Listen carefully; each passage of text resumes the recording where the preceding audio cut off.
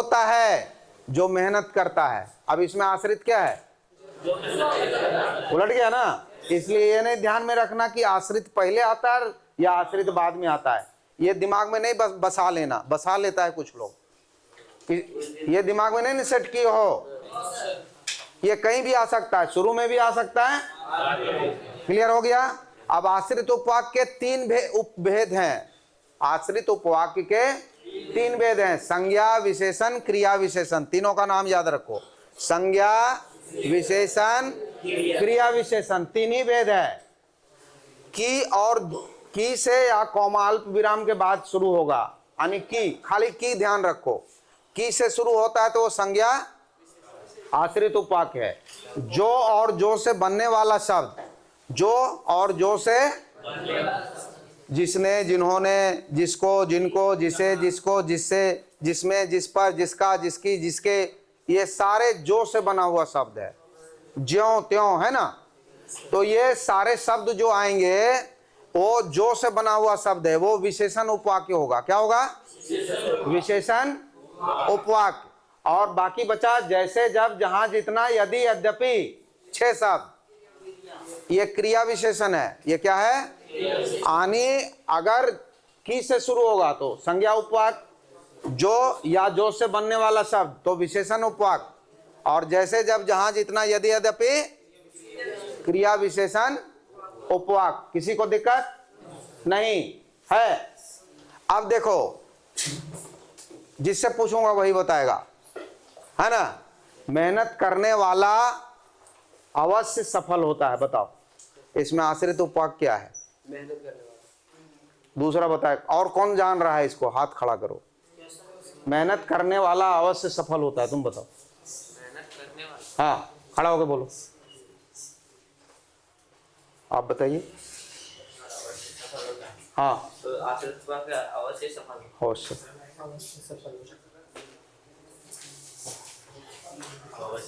हाँ, और कौन बता सकता है जिसको पूरा कॉन्फिडेंस है कि हम सही बताएंगे। हाँ बोलो, मेहनत करने वाला। मेहनत करने वाला।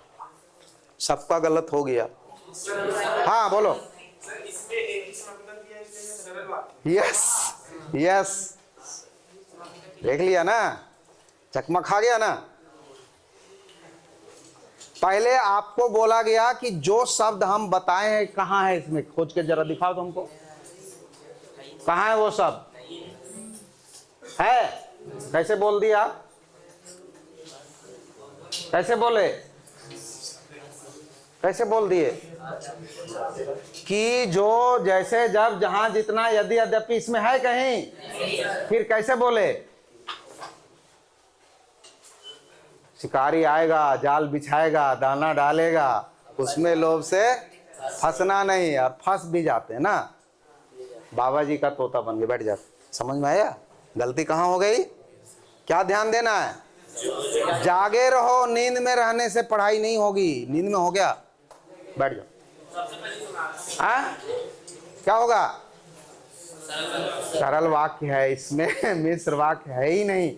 जो शब्द बताया गया आपने उस पर ध्यान नहीं दिया, इसलिए ये गलत हो गया। ये सरल वाक्य था, ठीक है।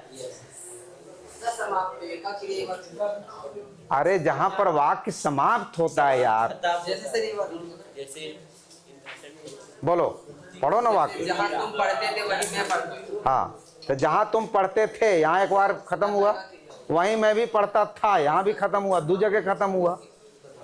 अब इसमें उतना ध्यान, जहां, जहां शब्द आया, ये क्या है, जहां तुम पढ़ते थे, ये क्या है, खड़े हो, जहां तुम पढ़ते थे, ये क्या है, क्या है ये, क्रिया,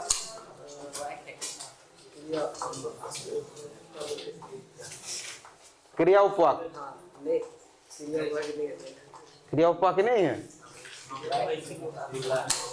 क्रिया उपवाक्य है कि नहीं, अभी बोल दिया नहीं है, अभी बोला नहीं है, पक्का है,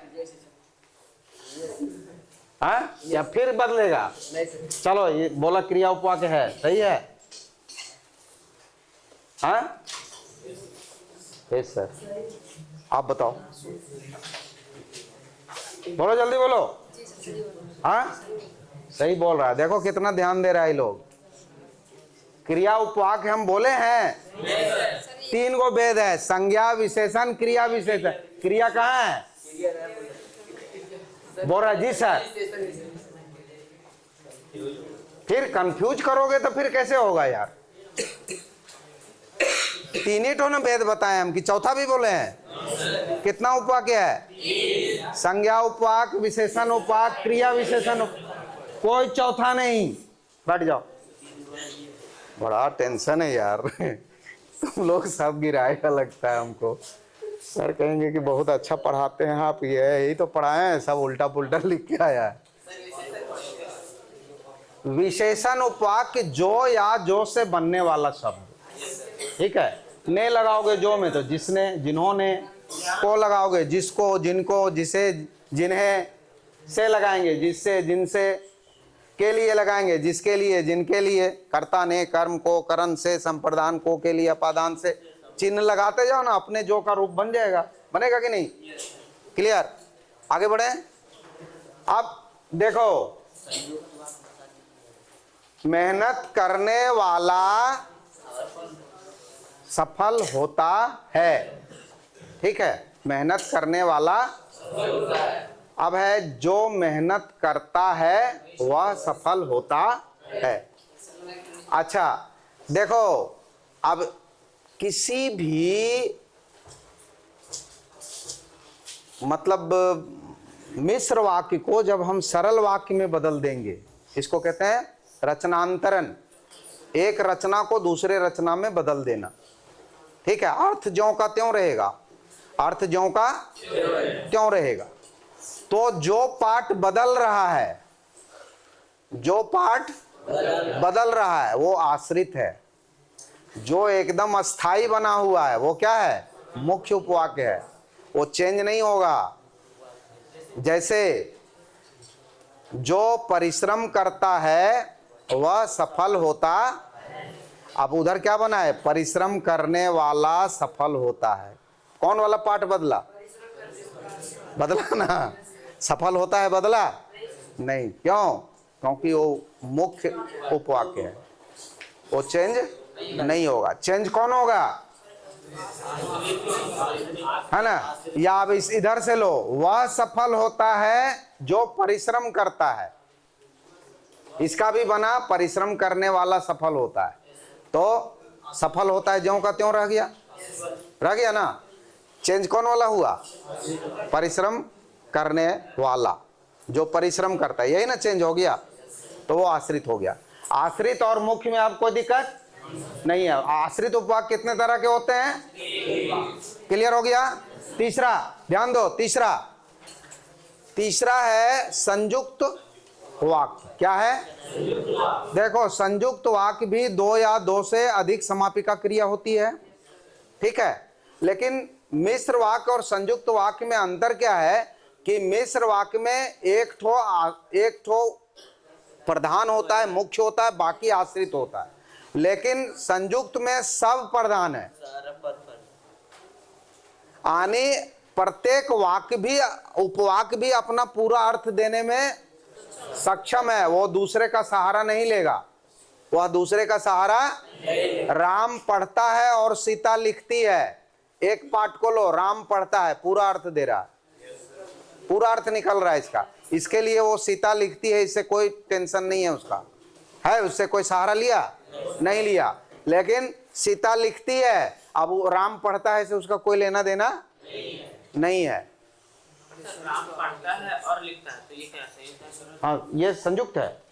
राम पढ़ता है और लिखता है का मतलब हुआ राम लिखता है, राम लिखता है। तो पढ़ता है वो अलग काम है, और लिखता है वो दोनों मिला हुआ नहीं है ना। अब इसी को या से आप चाय पियोगे या कॉफी, आप चाय पियोगे या कॉफी, तो आप चाय पियोगे ये अलग वाक्य है, आप कॉफी पियोगे ये अलग वाक्य है।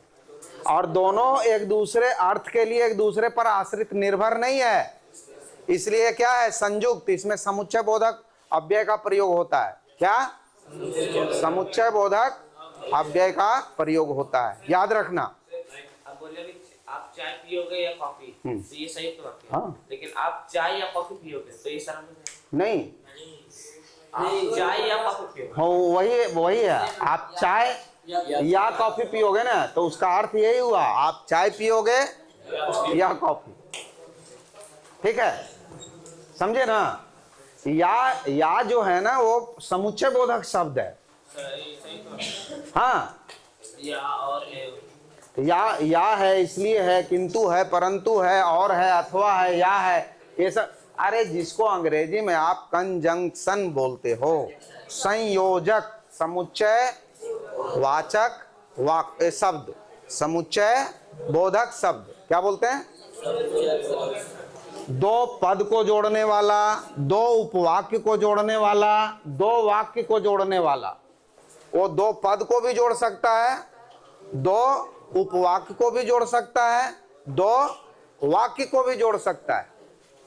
जैसे राम और श्याम घर जाते हैं, राम और श्याम घर जाते हैं, तो ये सरल वाक्य है, राम और श्याम घर जाते हैं। ठीक है, राम घर जाता है और श्याम घर जाता है, ये संयुक्त वाक्य हो गया। समझ में आ गया ना? ठीक है, क्योंकि राम और श्याम घर जाते हैं, दोनों की क्रिया एक बनाई गई है, दोनों एक ही साथ एक काम कर रहा है। लेकिन जब हम बोलता है राम घर जाता है और श्याम घर जाता है, हाँ इसको ऐसे भी अगर लिख दिया, राम घर जाता है और श्याम तिलैया जाता है, ये भी संयुक्त वाक्य है, क्योंकि दोनों से कोई लेना देना है क्या? तीनों समझ क्लियर हो गया? सरल वाक्य, संयुक्त वाक्य, मिश्र वाक्य। मिश्र वाक्य के कितने आश्रित उपवाक्य होते हैं? कौन कौन? संज्ञा विशेषण, क्रिया विशेषण। अगला अंतिम पड़ाव पर है पद परिचय। क्या है? उस दिन हम लोग चर्चा भी किए थे ना, पद परिचय। देखो उस दिन बताए थे कि वर्णों के सार्थक समूह को शब्द कहते हैं, वर्णों के सार्थक समूह को शब्द कहते हैं, लेकिन शब्द का प्रयोग जब वाक्य में किया जाता है तो उसे पद कहा जाता है। जैसे राम, समझ लो, पीछे ध्यान नहीं है, बहुत महत्वपूर्ण चीज है। राम शब्द है, राम क्या है? शब्द है। राम किताब पढ़ता है, अब राम शब्द नहीं है, अब राम क्या है? पद है।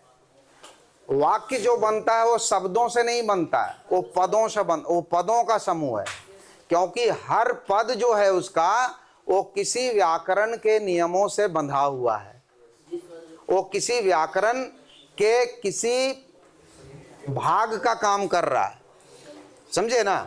इसीलिए वो शब्द नहीं है, वो क्या कहलाता है? पद है। क्लियर हो गया? शब्द और पद में अंतर कौन बता सकता है?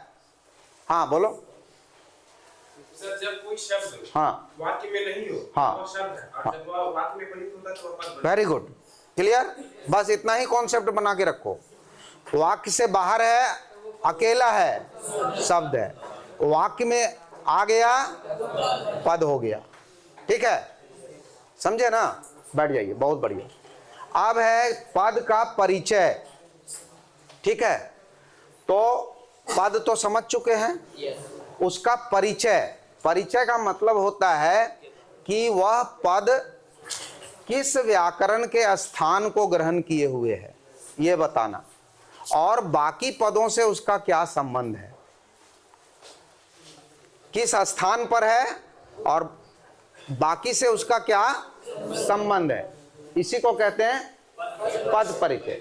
इसी को हम लोग साहित्यिक भाषा में कहते हैं कि वाक्य में प्रयुक्त किसी पद का व्याकरणिक परिचय बताना, व्याकरण के हिसाब से उसका परिचय देना, बताना कि वो क्या है और किससे क्या संबंध है। दो चीज, क्या है और किससे क्या संबंध है, दो चीज बताना है। व्याकरणिक परिचय का मतलब क्या है कि वह खुद अपने आप में क्या है और किससे क्या संबंध है। अब ये क्या है, जैसे आप ही को कोई पूछता है कि तुम कौन हो, तो जब तुम कौन हो तो आपको बताना पड़ता है कि मैं ये हूँ, मेरे पिताजी ये हैं, हमारा घर यहाँ है ना, इस जिला में है, इस राज्य में है, फुल डिटेल। परिचय का मतलब क्या हुआ? पूरा बायोडाटा होता है कि नहीं? पूरा बायोडाटा। तो पूरा बायोडाटा देना पड़ेगा आपको, ठीक है। जैसे अब हम लोग समझते हैं व्याकरणिक परिचय क्या है।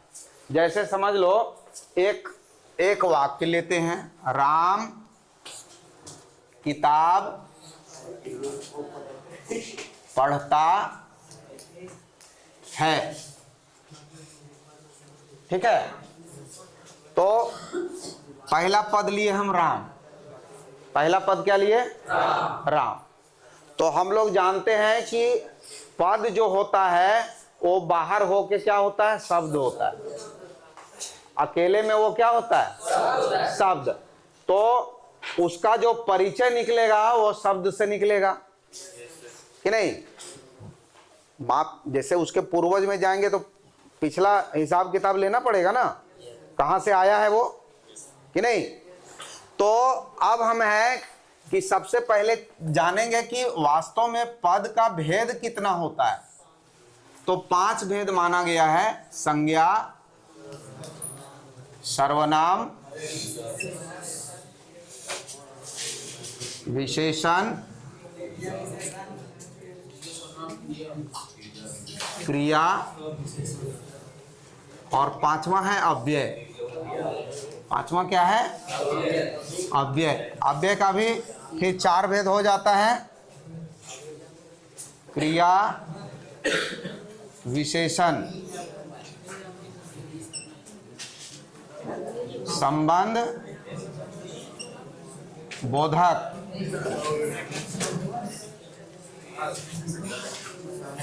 समुच्चय बोधक,